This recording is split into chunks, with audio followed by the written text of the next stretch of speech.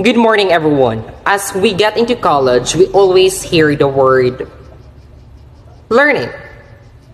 Learning, learning, learning, learning everywhere. So what is learning? Learning is a continuous process that involves transformation of information and experience into abilities and knowledge. So for me, learning has two-way process that involves the teacher and the educator, that leading to the acquisition of knowledge as well as the capability. So it informs many educational sector by making sure that both of the students and the educator participate during the learning process to make it more real and enjoyable so that the learners can clearly understand. And actually, there are many different learning concepts that held by students and ways in which different views affect the teaching and learning. So good morning once again. I am Bahandi RR, and right now let's move on to the formal discussion about the cooperative or collaborative learning with a computer. So as we all know, cooperative or collaborative learning is a task composed of small groups of students that work together in the same learning task. Actually, there are 5 elements of it. First, the common goal. Second, the interdependence. Third, the interaction. Fourth, the individual accountability. And fifth, the social skills. So cooperative learning with a computer, according to researchers, have made studies on the learning interaction between students and the computer. Therefore, researchers agreed that the computer is fairly natural learning vehicle for cooperative and proactive learning. So now let's read the introduction. Reality dictates that school face that the fact that each other classroom, especially in the public or government schools, may not be equipped with the appropriate number of computers. The creativity of the teacher will have to respond to the situation. And so cooperative learning will likely be the answer to the implementation of the IT. So what makes it different with between the cooperative learning with the computer with the cooperative learning itself? So cooperative learning with the computer has become better. Why? Because students can work together to come out with a very good outputs. Second, students can brainstorm and express their wonderful ideas through computers. Third, working together with the use of computer makes students interact each other and give advice and help. And fourth, and lastly, the computer work does not necessarily mean cooperative. Why? Because there are computer works that are better off individualized. Hence, teacher should establish and assign students to the task. Must be able to establish interdependence among students, teach cooperative skills, make everyone aware of their responsibilities, and of course, help the students process information. And that's all in my part. Good morning once again. A pleasant morning to each and everyone. This is Rikami Alcatacutan, and I'm about to discuss defining cooperative learning. And now, let's move on to cooperative or collaborative learning.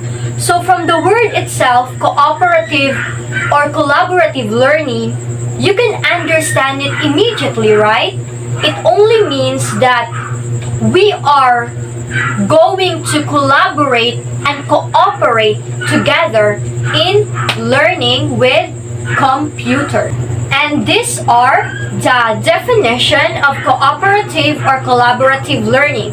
The first definition is all about is learning by small groups of students who work together in a common learning task.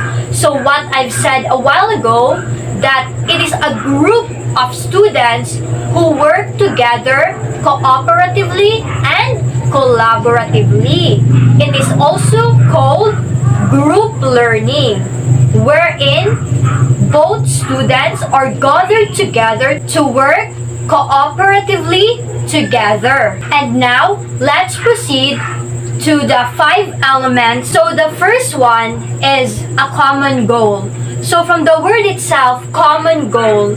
So both students, their common goal is to cooperate together in learning with the computers. So the next one is interdependence. So when you say interdependence, you rely on other person, you are dependent upon another person, because not all students are literate when it comes to information technology or with a computer. So since you are collaborating with each other, you can, somehow ask from the things that you don't know about computers. So the third one is interaction. So within a group, you interact with each other, you influence with each other. So the fourth one is all about individual accountability. So students learn together, but at the same time perform alone. The last one, or the fifth one, is social skills. We can ask them from the things we don't know about the computer. And that would be all in my part. Again, this is Rika May Alkatakutan. So, good morning everyone. I am Sarah Mibaro and I'm going to tackle about the advantages of cooperative learning. So, the first advantage is encourage active learning while motivating students. So, active learning develops students' autonomy, the ability to learn. And with it, we can able to motivate our learners to achieve their potential and find success. And take note that motivating learners is the essential ingredients in effective teaching on learning. So the second one is increases academic performance. So as we all know that there are some students who can able to perform better with peers than working or studying alone, and they can share ideas with their group mates. And the third one is promote literacy and language skills. So, in cooperative learning, we cannot just only develop our higher level thinking skills, but also it can boost our confidence and self-esteem as well. And the last one is improve teachers' effectiveness. So, there are a lot of ways on how we can improve our effectiveness in teaching, and there are some who uses humor to create a more relaxed learning atmosphere that allows for positive learning experience. And we can also see to it in our students if it is effective. In addition, there are studies which shows that cooperative learning enhance number 1, person and social development among students. Number 2, self-esteem.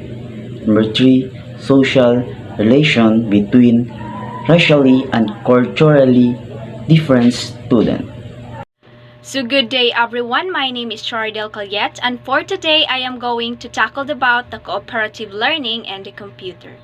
So based on the study conducted, researchers agree that the computer is a natural learning vehicle for cooperative, at times called promotive learning. Thus, it shows that when students work with computer in a groups, they cluster and interact with each other for advice and mutual help. Moreover, given the option to work individually or in a group, the students generally wish to work together in computer-based and non-computer-based activity. Reflecting in this, the psychologists think that computer foster this positive social behavior because it has a display monitor where they look something in common. Good day everyone, I am Shikimi Mejavelia, and for my part, I will tackle about the components of cooperative learning with the computer. Educators are still worried about the computer's role in a cooperative learning. Thus, the position that the use of computers do not automatically result on a cooperative learning. Educators believe that it is not the only factor that contributes to successful cooperative learning. There are several learning tasks that a teacher can assign to their students in order to promote cooperative learning. First is assigning students to mixed ability teams. Assigning students to mixed ability teams, this means that teacher assigns students to group with a mix of academic abilities so that each group has a range of skills and knowledge. Next is establishing positive interdependence. This means that a teacher encourages students to work together and rely on each other to complete the task and achieve success. Next is teaching cooperative social skills. Next is ensuring individuals' ability. This means that each student is responsible for completing their own tasks and contributing to the group success. Lastly is helping group process information. Next component is assigning a common work goal in which each member of the group will realize that their group will not succeed unless everyone contributes to the group success. For example, if a group of students is working on a class project, everyone in the group needs to understand that their grade is dependent on the success of the overall project. And the last component is that it is also important for teacher limits learning group cluster so there can be closer involvement in thinking and learning. The statement is emphasizing the importance of limiting the size of learning groups to promote closer involvement in thinking and learning. By having smaller groups, the teacher is able to give more attention to each group individual and encourages students to be more actively involved in their own learning. That's all for my part, and thank you.